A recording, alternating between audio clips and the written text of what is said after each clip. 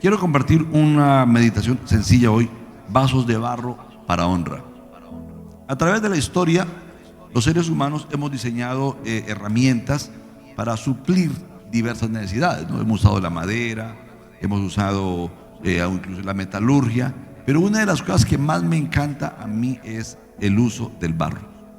El barro es un mineral que generalmente está mezclado de otros minerales y otros compuestos orgánicos, y las personas lo buscan en una mina, descubren una mina de arcilla, lo arrancan de esa mina y una vez arrancado lo someten a un proceso de desmenuzarlo muy pulido para poder quitarlo, los residuos, las piedritas, las raíces, toda la parte orgánica deben quitarla. No puede quedar nada orgánico porque después de que lo desmenuzan lo van a amalgamar con agua. El segundo proceso es amalgamarlo a un estado que quede moldeable, que sea maleable en las manos. Lo montan en la rueca y comienzan a formarlo como lo quieren formar, dependiendo de lo que se quiere usar, ¿no? Del tamaño. Es un vaso para guardar granos, van a ser barriles muy grandes. Para guardar agua van a ser, lo hacen muchas veces con tinajas de piedra esculpida porque tiene que ser más fuerte.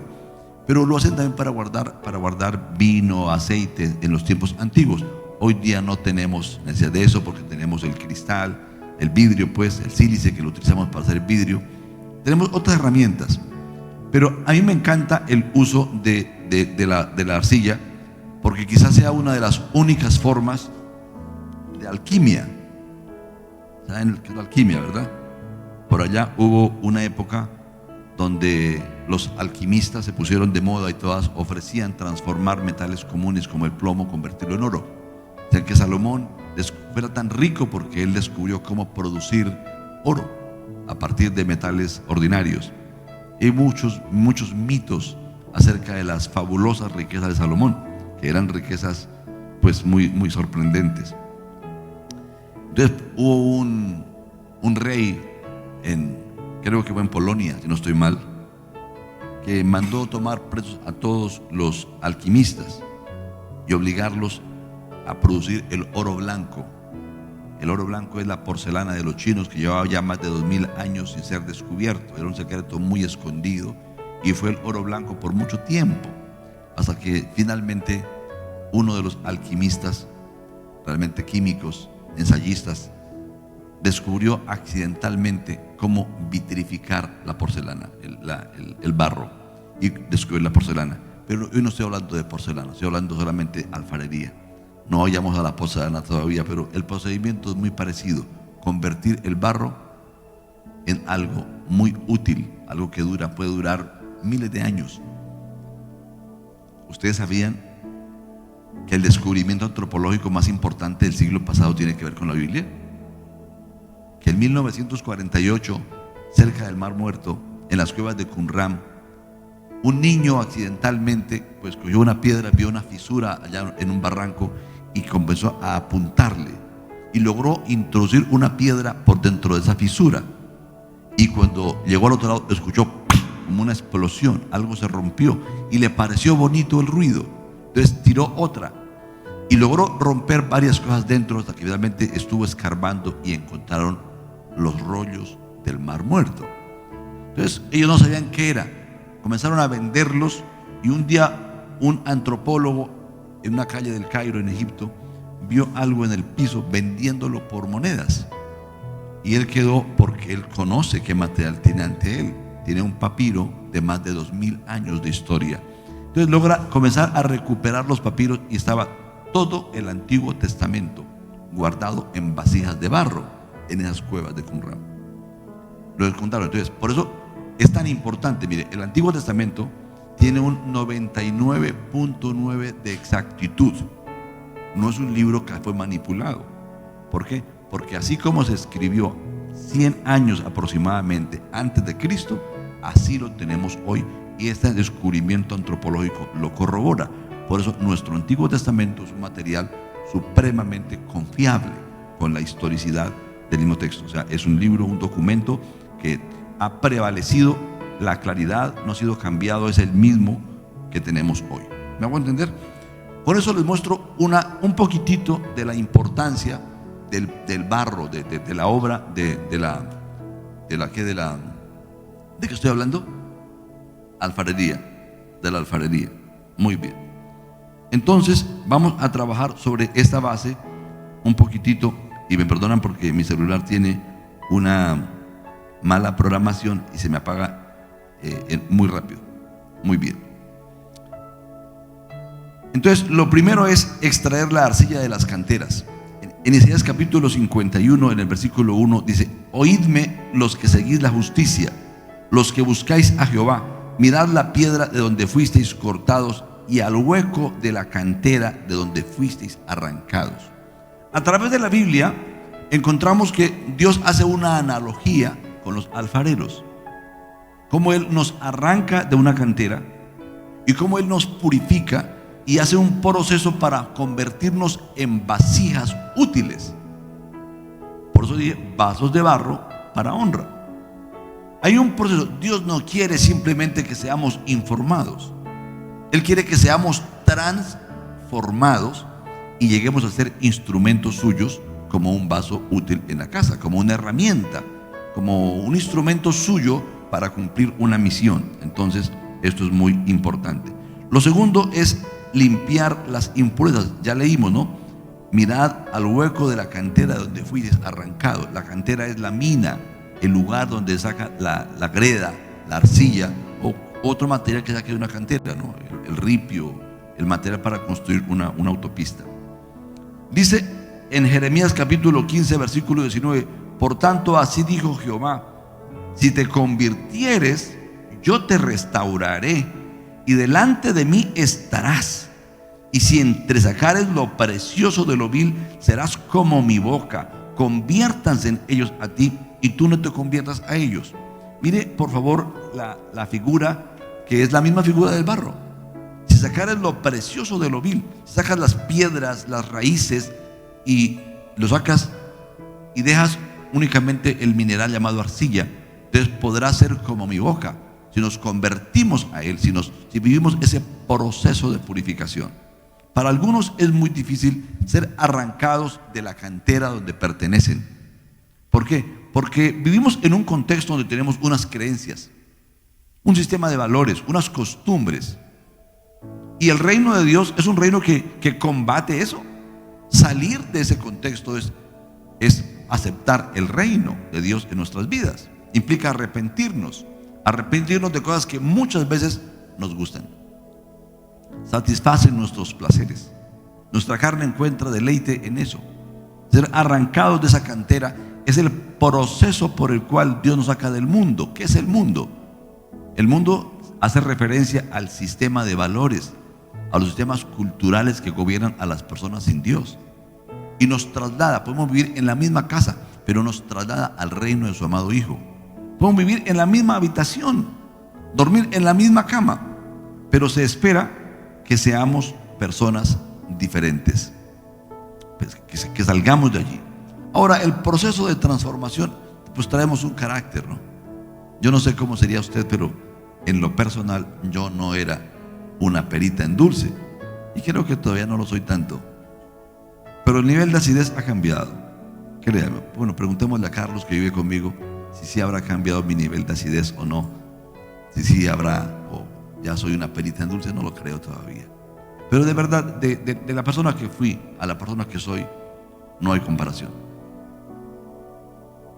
En vez de me pongo a contarle a mis hijos mi vida pasada, y aún para ellos resulta casi inverosímil. No creo que me hayan escuchado una palabra obscena en la vida. Yo no creo que antes me escucharan una conversación sin una palabra obscena. Yo podía contar chistes de doble sentido una noche entera sin repetir uno. Me traían el licor que quisiera para escucharme la lengua. Aborrecí eso. Hoy día no cuento un solo chiste de doble sentido. Hace muchos años Cristo me limpió la mente para no caer en eso. Solamente como una forma, ¿no? No era un alcohólico anónimo. Era un borrachito conocido. Sí. Sí, eso del anonimato no era conmigo. Este tema de amalgamar es un proceso bastante doloroso. El quebrantamiento que viene para poder que dejemos el amor a este mundo y los placeres de este mundo. Algunos no quieren esa escuela. pero es importante entenderlo, que de manera similar al proceso del barro, hay un proceso en cada creyente, hay un tratamiento con tu vida, hubo un tratamiento con mi vida, y sigo siendo todavía en otro proceso, en otro nivel, pero sigo siendo enseñado. Dice en Primera de Pedro, capítulo 1, versículo 23, siendo renacidos, no de simiente corruptible, sino de incorruptible, por la palabra de Dios que vive y permanece para siempre. El agua tiene una capacidad extraordinaria en la arcilla. El agua le imprime una vida diferente, la hace que sea moldeable, que uno pueda hacer moneditas, ponerle un sellito, uno pueda hacer platicos, dibujarle su firma, y al secarlo después en el horno, todo esto quede grabado allí, ¿no? Igual Dios quiere grabar facetas de su carácter, de su personalidad en nosotros a través de la bendita palabra del Señor. Entonces Él nos hace renacer, nos imparte una nueva naturaleza a través de la palabra. Ahí la importancia de lo que está ahora compartiéndonos Carlos. Si solamente sabemos la palabra cuando nos preguntan el concepto, pero no la hemos convertido en un estilo de vida, si no estamos amando al Señor nuestro Dios con todo nuestro corazón y a nuestro prójimo como a nosotros mismos, es decir, solamente tenemos una fe nominal, entonces no estamos siendo transformados, no estamos permitiendo que ese amalgamiento se cause. Dios quiere remojar tu vida, ablandarte, de tal manera que te prestes en sus manos y nos dejemos formar de Él, convertirnos en vasos útiles, en instrumentos suyos. Un montón de arcilla muy moldeable ahí colocada en nuestra casa no sirve para nada, hace estorbo. Pero si lo convertimos en pocillos, en jarrones, en vajillas, en vasijas útiles, sí que comienza a ser útil esa arcilla, ¿verdad? Muy bien. Entonces lo siguiente es formarla. Y el que sabe de cómo debe ser formado, pues es el alfarero. Hay una palabra muy bonita en Jeremías capítulo 18. Dice: palabra de Jehová que vino a Jeremías diciendo: levántate y vete a la casa del alfarero, y allí te haré oír mis palabras. Y descendí a casa del alfarero, y he aquí que él trabajaba sobre la rueda, y la vasija de barro que él hacía se echó a perder en su mano, y volvió y la hizo otra vasija según le pareció hacerla. Entonces el texto dice: escúchenme bien, oh casa de Israel, no puedo hacer lo mismo con ustedes, no puedo quebrantarlos y volver a formarlos. El apóstol Pablo no era ningún apóstol. El apóstol Pablo era un religioso, legalista, un hombre con unas ideas religiosas muy fuertes basado en el antiguo pacto, en el Antiguo Testamento. Pero un día tuvo un encuentro con Jesús y quedó ciego por 3 días. Y ya finalizando los 3 días vino un profeta y le habló. Y le dijo: mira, Pablito, aquel que te apareció en el camino y por el cual quedaste salvo, Él te ha escogido para que lleves su palabra delante de los gentiles. Él te va a mostrar lo que debes padecer por su nombre. Y le dio una visión nueva de la vida. Entonces Pablo se convierte, el gran académico, el hombre erudito, formado en Atenas a los pies del gran maestro Gamaliel, un hombre instruido en varios idiomas, tenía inclusive cédula romana, era un hombre de una proyección social muy grande. Se cree que era el presidente del Sanedrín, o sea, era el máximo gobernante de Israel por debajo de Roma. Por eso pudo ordenar la muerte de este siervo de él. ¿Cómo se llamó el primer mártir por la fe cristiana después de Jesús? ¿Cómo se llamó? ¿Y quién lo ejecutó? Y era un joven, y no se llamaba joven a alguien menor, superior de 40 años. Así que Saulo estaba por cumplir los 40 años y ya era el presidente del Sanedrín, tal vez entre los 39, 38 años, y ya era un hombre exitoso realmente. Pero él abandona, él es reformado. Dios lo forma para que ya no sea más ese líder perseguidor y se convierta en un instrumento, en un apóstol de parte del Señor. Algunos no quieren ese proceso de convertirse en instrumentos de Dios. Traen su visión, su propósito a la iglesia. Cuando conocen a Cristo venían con un proyecto de vida, pero cuando llegan a Cristo no quieren dejarse reprogramar, reformar. Dios les habla, les insiste. Yo recuerdo el día que fui llamado a ser pastor. Mi sueño no era ser pastor, jamás soñé. Ni siquiera sabía que existían pastores. Yo ni siquiera sabía que existía una iglesia evangélica. Alguna vez escuché un comentario en un colegio católico donde yo estudiaba, y la profesora de catequesis, una religiosa del sistema tradicional, habló horriblemente de unos llamados cristianos, evangélicos, protestantes, lo que dijo. Pero yo no conocía, nunca fui amigo de un protestante, jamás. Mi sueño era ser un empresario, y leía libros de superación personal y estudiaba lo necesario para hacer empresa. Ese era mi enfoque.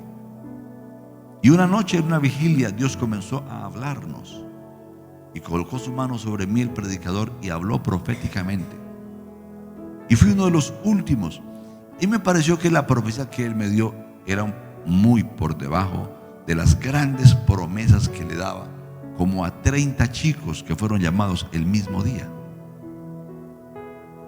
Pero ellos se habían criado, como dijo Carlos, con unos padres que los enseñaron a ser triunfantes según las cosas de este mundo, a tener su proyecto de vida, su propio proyecto de vida. Y no quisieron escuchar la voz de Dios a través del profeta. No quisieron claudicar a sus sueños. Muchas personas no quieren claudicar a sus sueños. Creen que su sueño es más importante que el sueño de Cristo. Entonces, por esa razón tenemos escasez de obreros, de pastores, de apóstoles, porque creen que el éxito más importante es alcanzar ese éxito que los padres les instruyeron. De todos mis amigos que esa noche vimos llamados, yo soy el único que trabajo a tiempo completo hace 37 años. Les pido a Dios que alguno de ellos se arrepienta. Y he visto este fenómeno a través de mi vida. Dios me ha usado para llamar a cientos y cientos de personas. Y de esos cientos y cientos, yo creo casi miles de personas que han sido llamados a través de mi boca. Yo no creo que haya más de unos 40 a tiempo completo, que es un buen récord. Tener 40 obreros como han salido de mis escuelas, de mi entrenamiento a tiempo completo, es un buen récord. Sin embargo, es pobre frente a lo que Dios quiere hacer. Así que el Señor quiere volvernos a formar. Uno puede tener su propio proyecto y formarse como uno quiere, pero Él es soberano para formarnos, ¿no? Después viene un proceso de cocción. Hay que meterlo al horno. Hay que meterlo al horno. Y en el horno lo someten a unas temperaturas entre 700 y 900 grados. Y debe estar unas horas largas, como 18 horas. Entonces, al finalizar el proceso de cocción, se descubre que muchas veces quedó mal amalgamada la arcilla. Entonces la vasija se tuerce. O quedaron residuos de material orgánico que se quemaron a temperatura. Entonces queda una mancha negra que se convierte realmente en un hueco porque se va a quemar. Otras veces se abre, se agrieta y la vasija no sirve, no dio la medida. Entonces el alfarero pierde su trabajo, tiene que romperlo porque no sirvió. Hubo todo un esfuerzo, pero no se logró, se malogró la vasija. Algunos creyentes, cuando Dios los está haciendo y los está purificando, sienten mucho dolor. Yo quisiera preguntarle, ¿usted se imagina lo que el barro siente cuando lo están puliendo y purificando, sacándolo de su contexto? Lo están majando ahí. Están cambiando de forma. Pero yo estoy acostumbrado a este estilo de vida, ¿por qué me quiere sacar de ahí? Yo creo que el barro gritaría, lloraría, quisiera huir de las manos del alfarero. Y la razón por la cual el alfarero quiebra a una vasija que la está haciendo nuevamente es porque al meter, como los dedos son muy sensibles, ¿usted sabía eso, no? Se puede leer con los dedos. Al estar allí trabajando con el barro, adelgazando el barro, él siente que hay una piedrita y tiene que sacar la piedrita. Y por sacar la piedrita o la raíz o lo que está allí, un tronco de barro que no fue debidamente majado, pues tiene que desbaratar la vasija, retirar el material de exceso, de sobra, el sobrante, la impureza, y volver a hacer la vasija. ¿Alguna vez usted ha sentido que está viviendo un proceso parecido? ¿Será que Dios tiene el derecho de amoldarlo y de quitar lo que le sobra? Algunos no quieren soltar el enojo, la amargura, la incredulidad, el desamor. En este tiempo, Dios está tratando severamente con nosotros en cuanto de la indiferencia, en cuanto de la nominalidad. Nos hemos hecho expertos en comentarios bíblicos. Yo creo que ninguna generación de la iglesia tiene tantos comentarios en hebreo, en griego, en arameo, en historia. Tenemos tratados de toda clase. Tenemos teología petrina, teología juanina, tenemos teología por aquí, por allí. ¿Cuánta clase de teologías tenemos? Pero no tenemos amor.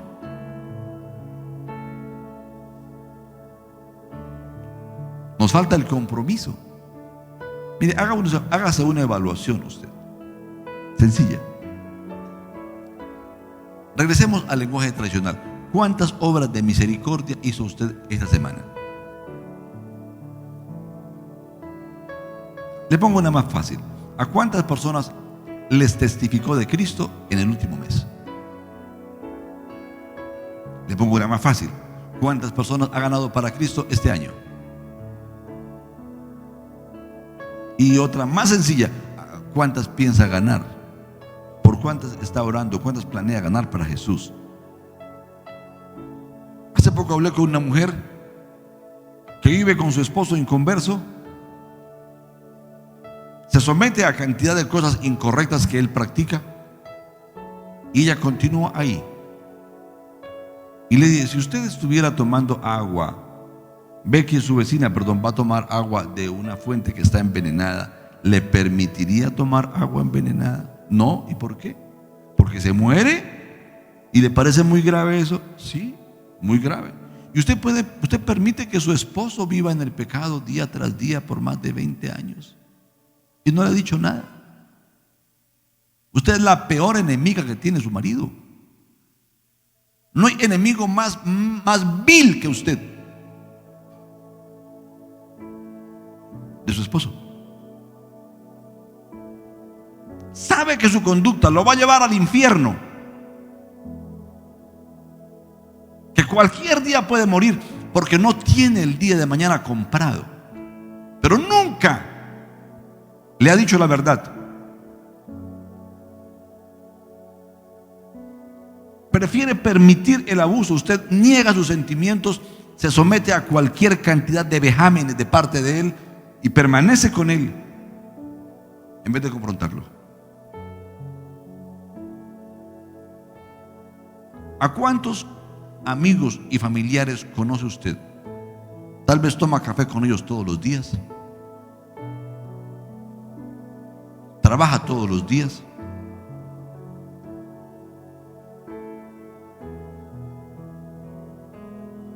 pero usted nunca le ha hablado de su salvación.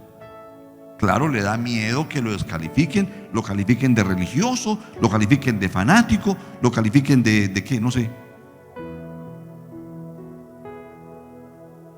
No estamos siendo luz para los demás.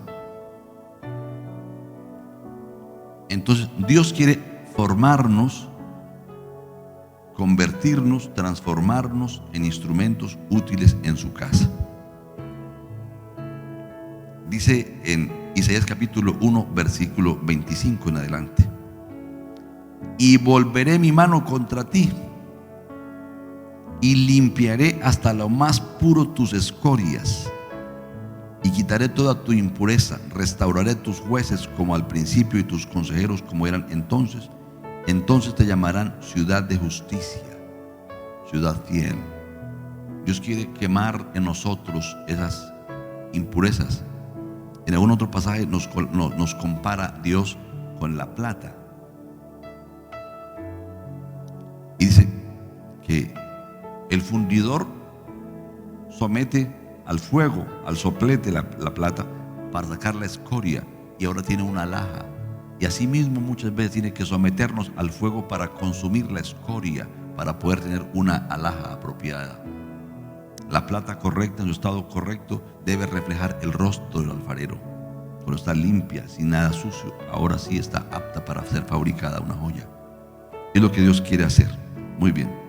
Entonces, de manera parcial, una aplicación parcial, Dios quiere sacarnos de la cantera del mundo, limpiarnos de todas nuestras impurezas, transformarnos en instrumentos suyos, fortalecernos a través del horno, ¿no?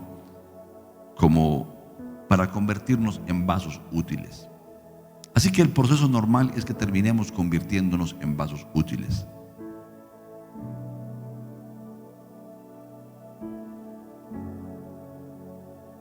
El proceso normal es que nos convirtamos en vasos útiles.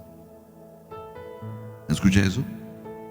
Si usted no está convertido en un vaso útil, es porque el proceso no se ha dado. Y quiero hablar un poquito de cosas brevemente. 2 Timoteo, vamos a mirar algunos tipos de vasos. Por lo menos miremos un tipo de vaso hoy. En capítulo 2, versos 20 y 21 dice: pero en una casa grande no solamente hay utensilios de oro y de plata, sino también de madera y de barro, y unos son para usos honrosos y otros para usos viles. Así que si alguno se limpia de estas cosas, será instrumento para honra. Observe que la mentalidad de Dios es usar tu vida como un instrumento para honra de Él. Santificado, útil al Señor y dispuesto para toda buena obra. En este contexto, en este pasaje que leí, el capítulo 2 de Timoteo, habla de diversas clases de pecado. Está incluida la indiferencia que citó Carlos esta mañana, que hubiera sido bien que le dé más fuerza, porque es muy delicado lo que está ocurriendo con la iglesia. La nominalidad nos tiene realmente enfermos. Realmente enfermos. Hace un tiempo fui a una ciudad que yo amo y me sorprendí de todos los avisos de iglesia, segundos pisos, garajes, por toda parte iglesias. Mi madre aún vivía y en la noche tuve que ir a conseguir una gelatina para su cena. Entonces quisimos ir a comprarla cerca de la casa donde estaba alojado, y fui a un barrio importante de la ciudad. Me sorprendí, eso parecía Las Vegas. Luces de neón, hombres con cuerpo de mujer desnudos a la entrada de cada casa. Una presentación tan orgiástica de la ciudad, y yo quedé tan compungido de mi ciudad en la cual prediqué el evangelio mucho tiempo. Hoy hay muchas iglesias, pero el pecado predomina porque la iglesia no hace su trabajo. Pero no solamente está el pecado, el sufrimiento, la indolencia, la ausencia de Dios, porque la iglesia está metida dentro de sus cuatro paredes. Yo recuerdo cuando era muchacho, una vez pasamos frente a una discoteca y me causó furor el nombre de la discoteca. ¿Han oído de las trompetas? Sí, se llamaba Apocalipsis, y las trompetas de Apocalipsis. Y me causó disgusto.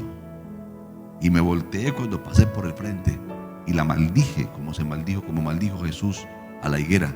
Y en el nombre de Jesús se seca y se va esta blasfemia de la ciudad. Como al mes cerraron la discoteca. Dije: Dios, tú escuchaste la intervención de uno de tus hijos, pero nos falta hacer acciones. Ahora, yo sé que los dueños necesitaban a Cristo, solamente que su negocio no funcione. Todas las clínicas de aborto debieran cerrarse, todos los prostíbulos debieran cerrarse, todo lo indecente, pero eso está en el corazón de las personas. Hay que predicar a Cristo para que las personas cambien. Y este celularcito, Dios lo bendiga. Me perdonan, por favor. Muy bien. Entonces hablemos un poquitito de los vasos de honra. Ese tipo de vaso era usado como un instrumento publicitario para honra u honor del fabricante. Si el vaso resulta noble, especialmente noble, entonces sus terminados eran finos. El creador le esculpía su nombre en la base para hacer saber quién lo fabricó, a fin de que vinieran otros mercaderes a comprar a su taller. Es un vaso para honra, porque logró que esté muy delgadito, muy bien formado. Al hornearlo, dio la forma, tiene una forma, un sonido especial. Usted lo golpea y da un plin, un sonido especial. Este es un vaso para la honra desde el taller. Le pone el nombre y lo va a vender. La escritura dice en Mateo capítulo 5 versículo 14: vosotros sois la sal, la luz del mundo. Una ciudad asentada sobre un monte no se puede esconder, ni se enciende una luz y se pone debajo de un almud.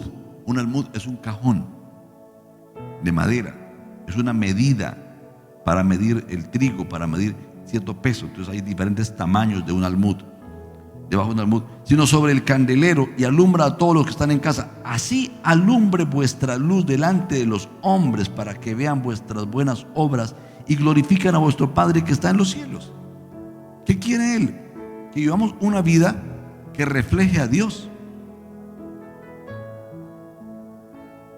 Pero uno no quiere ni congregarse. Y yo no estaría incómodo con que algunos no quisieran congregarse, pero que el día domingo estuvieran en el hogar de ancianos, en el pabellón de niños quemados, estuvieran en un lugar haciendo una brigada social, estuvieran llevando la palabra a las cárceles, estuviéramos haciendo lo que nos corresponde hacer, porque nos corresponde hacer eso. Pero hemos cambiado la responsabilidad con las personas de mostrar a Cristo por una vida cúltica, por una vida de mucho conocimiento, por una vida de muchas reuniones. Necesitamos ser transformados en ese tiempo. Es un reclamo de Dios.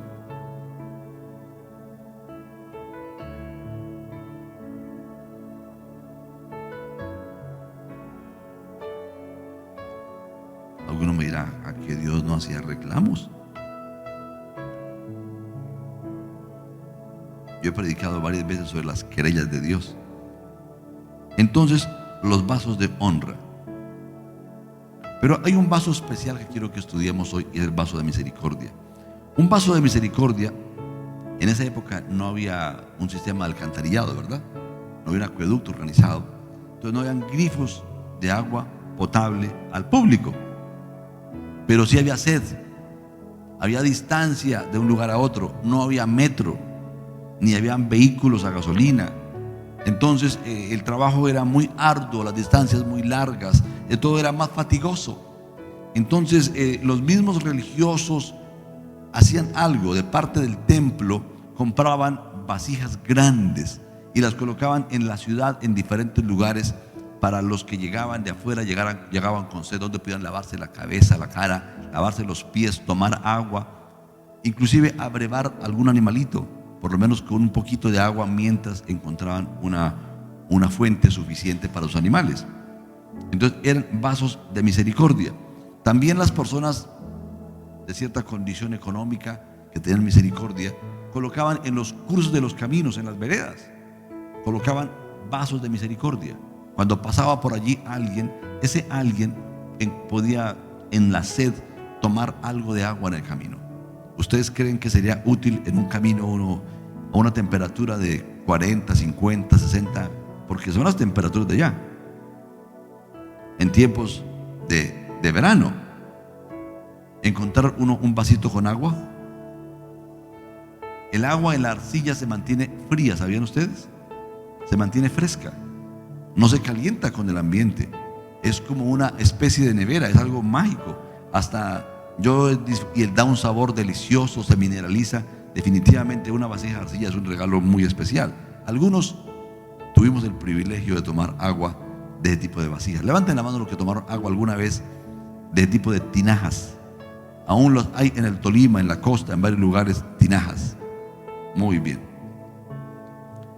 En el libro de Romanos, en el capítulo 9, verso 23, dice así: para hacer notorias las riquezas de su gloria, las mostró para con los vasos de misericordia que Él preparó de antemano para gloria. Él preparó unos vasos de misericordia para gloria. ¿Qué es un vaso de misericordia para gloria? El mismo artesano, él quiere un recurso publicitario para que vayan a comprar las vasijas a su taller. Entonces él consigue este vasito y lo coloca en la entrada donde llegan los mercaderes principalmente, y allí hace que todos los días se llene de agua. Cuando llega un mercader, dice: ¿a quién le doy gracias? Y mira en la parte de la vasija, dice: artesanías Wilson Ángel, ¿sí? Taller Dianita. ¿A dónde van a ir? El agradecido, está agradecido, va a ir a comprar donde aparece, porque es un vaso de misericordia para gloria.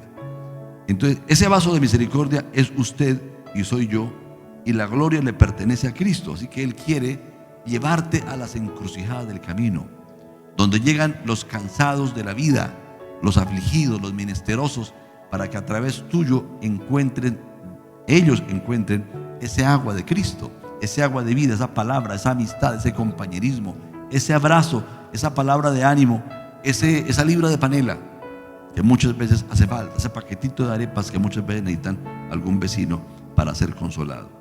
En Romanos capítulo 12, versículo 8 dice: el que exhorta en la exhortación, el que reparte con liberalidad, el que preside con solicitud, el que hace misericordia con alegría.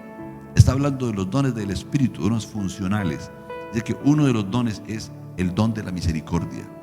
Dios quiere causar un despertar en nosotros, que nos reconozcamos como instrumentos de Él muy interesantes. Colosenses capítulo 3, verso 23 dice: y todo lo que hagáis, hacedlo de corazón, como para el Señor y no para los hombres, sabiendo que del Señor recibiréis la recompensa de la herencia, porque a Cristo el Señor servís. Él quiere que seamos servidores y hagamos cada diligencia como un mandado para Él. Pero luego dice en el versículo 17, dice en el verso 17, capítulo 3: y todo lo que hacéis, sea de palabra o de hecho, hacedlo todo en el nombre del Señor Jesús, dando gracias a Dios Padre por medio de Él. O sea, como quien le hace los mandados a Jesús. Vienes de parte de Jesús, no buscando el aplauso para ti, o para la congregación, o para la denominación, o para cierto ministerio, sino buscando la gloria ¿para quién? Para Cristo. Pero fíjese que es lo mismo. Cuando Carlos está hablando de salud mental, de prevención del suicidio, de personas angustiadas, de más de 1,800 personas en solamente un semestre intentando suicidarse, en una crisis terrible, y la ausencia de la iglesia, está hablando de eso mismo. Está hablando de la necesidad que aparezcan los vasos de misericordia para extender un saludo, una sonrisa, una conversación, un ratito de dialogar con ellos, y de una manera un poco más humana compartir de Cristo y compartir un poco del bien que tenemos. Ser instrumentos de cambio, traer el reino. ¿Cuántos saben que el reino de Dios es justicia, paz y gozo en el Espíritu Santo? Eso es lo que la gente necesita: justicia, paz y gozo en el Espíritu Santo. Muy bien. Estos vasos que estoy mencionando deben ser lavados y limpiados cada día. No falta que por accidente se ensucie un vaso, y no le pueden poner agua al siguiente día sobre los residuos sucios. Hay que limpiarlo, hay que colocarle agua nuevamente cada día. Así que no podemos ser un instrumento de Dios hoy. No, qué rico, un buen instrumento hoy, pero ¿y mañana? Si en la tarde tuvimos un gran conflicto con alguien, o caímos en alguna tentación, o ocurrió algo que sabemos nos contaminó, hay que limpiarnos. Pero hay que volver a ser llenos del mismo actitud. Algunos sirvieron 1 año, 2 años, 5 años y se cansaron, se fatigaron. Ya no quieren ser vasos de misericordia, pero necesitan ser restaurados. Algunos lideraron en un tiempo, pero hoy ya son historia. Hoy están fatigados, desanimando a los nuevos. La fiebre de recién convertido, eso le pasa. Déjelo tranquilo, que está en el primer amor. Eso le va a pasar. ¿Y por qué más bien no vuelve usted al primer amor? Juan capítulo 7, en el verso 37 dice: en el último y gran día de la fiesta, Jesús se puso en pie y alzó la voz, diciendo: si alguno tiene sed, venga a mí y beba. Esta semana publiqué esto en uno de mis estados, porque es algo que viene Dios hablándonos. Es una insistencia de Dios. Solamente se requiere tener sed de ser lleno de Él, de Cristo. Dice luego: el que cree en mí, como dice la Escritura, de su interior correrán ríos de agua viva. Esto dijo del Espíritu que habían de recibir los que creyesen en Él, pues aún no había venido el Espíritu Santo, porque Jesús no había sido aún glorificado. El Espíritu Santo viene a capacitarnos para eso. Usted recuerda lo que dice Lucas capítulo 4, verso 16, por favor. Si no lo recuerda, vamos a leerlo para recordar. Dice: vino a Nazaret, donde se había criado en el día y en el día de reposo entró en la sinagoga conforme a su costumbre. Estaba acostumbrado a ir cada día de reposo al templo, como buen judío, juicioso, cumpliendo sus deberes litúrgicos. Y se levantó a leer, y se le dio el libro del profeta Isaías, y habiendo abierto el libro, halló el lugar donde estaba escrito: el Espíritu del Señor está sobre mí, por cuanto me ha ungido para dar buenas nuevas a los pobres. ¿A quiénes? Los pobres requieren buenas nuevas. Me ha enviado a sanar a los quebrantados de corazón. ¿A quiénes? Muy bien. En el contexto de la Escritura, los pobres son los desposeídos, y no existe mayor tesoro que el reino de los cielos. La mayor pérdida que tiene un ser humano es la pérdida de su salvación, la pérdida de la comunión con Dios. Por supuesto que incluye también la pobreza financiera. Pero aquí está hablando de la predicación del Evangelio. El Evangelio nos conecta con Dios. Y al estar conectados con Dios, tenemos conexión con toda clase de provisión: la salud, la sabiduría, la dignidad, el cambio, la transformación, la influencia, todo bien, como consecuencia de conectarnos con Dios. Muy bien. Dice luego: los quebrantados de corazón, a sanar. ¿Quiénes eran los quebrantados de corazón?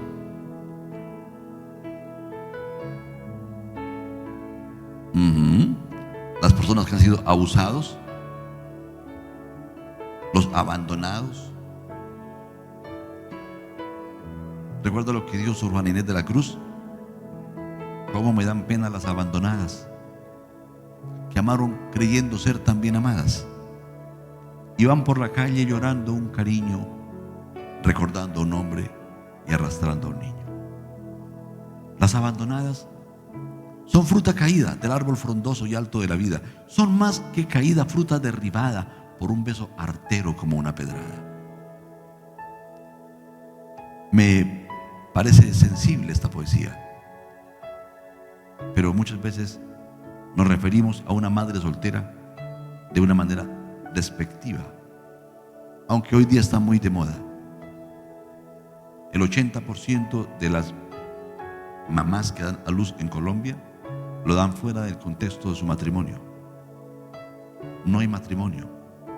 Así que el 80% de los niños que nacen en Colombia están sentenciados a ser criados solamente por la mamá, por los abuelos, pero no hay la presencia de un hogar de papá y mamá.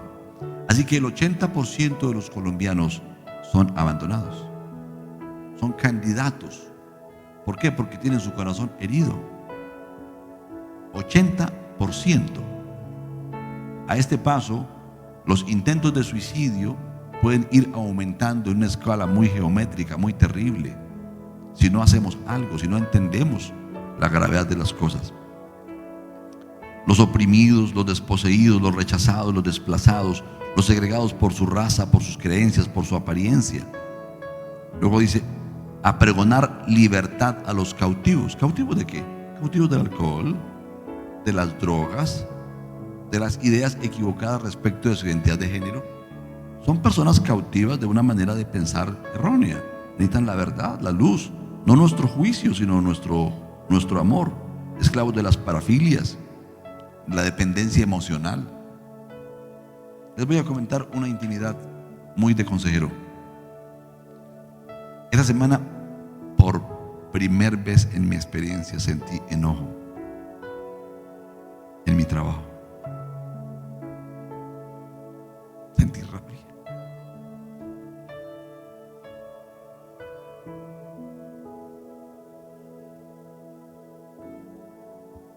La mujer que les mencioné,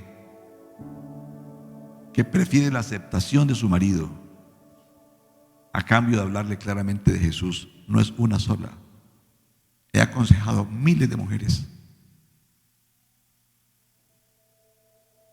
y prácticamente el 99% prefieren conservar su esposo abusador, perpetuar una relación de abuso donde tienen que negar sus sentimientos todos los días, en vez de poner un muro y hacerse respetar confiando en Dios. He tenido mujeres 4, 5, 6 años esperando que desarrollen una dignidad en Cristo y no lo hacen. Y sentí rabia de la incapacidad que he tenido con tantas mujeres y de la incapacidad de tantas mujeres por asumir su lugar como ayuda idónea para confrontar. Se prestan para que el novio las use sexualmente sabiendo que es algo inmoral. Se prestan para que su marido vea pornografía en su casa sabiendo que es algo indecente. Se prestan para que su marido les sea infiel una y otra vez y nunca hacen respetar. Prefieren ese abuso. Conviven con un hombre indiferente, cruel, canalla, y no ponen su esperanza en Cristo para decirle: querido, estás mal.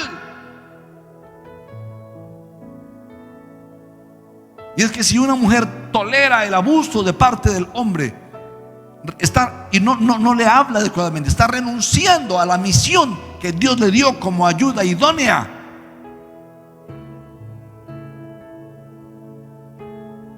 Una mujer tiene que tener el criterio para ayudar a un hombre a ser un hombre de Dios en todo. Sus negocios deben ser lícitos. Debe mantener sus relaciones de amistad sin hacer, ¿cómo se llama?, escoger a ciertos para darles un honor y a otros tratarlos de una manera displicente.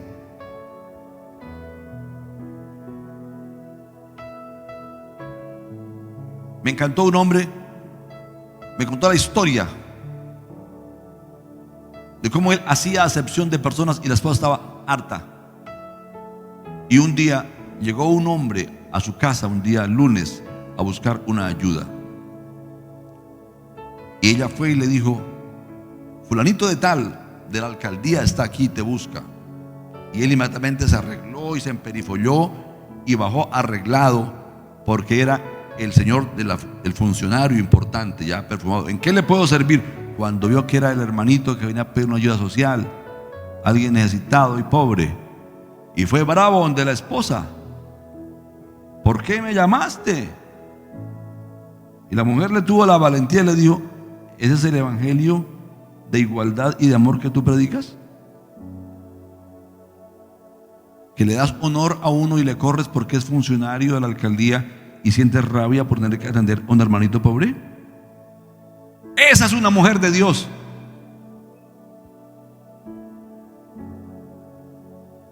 Algunas tienen que dar una ayuda social a escondidas porque el marido es tacaño y egoísta, y se someten a eso.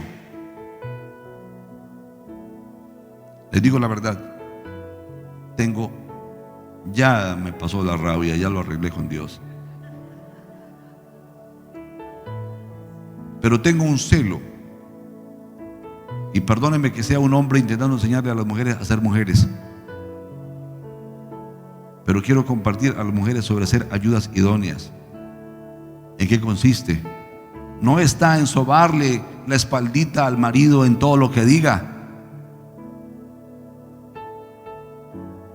El marido se porta como un perfecto impío todo el día y ella llega y sigue como que no pasó nada, negando los sentimientos todos los días. No, usted y yo somos luz en donde estamos. Tenemos que tener la valentía para confrontar lo que no es correcto. Tengo que tener la honestidad para decir la verdad.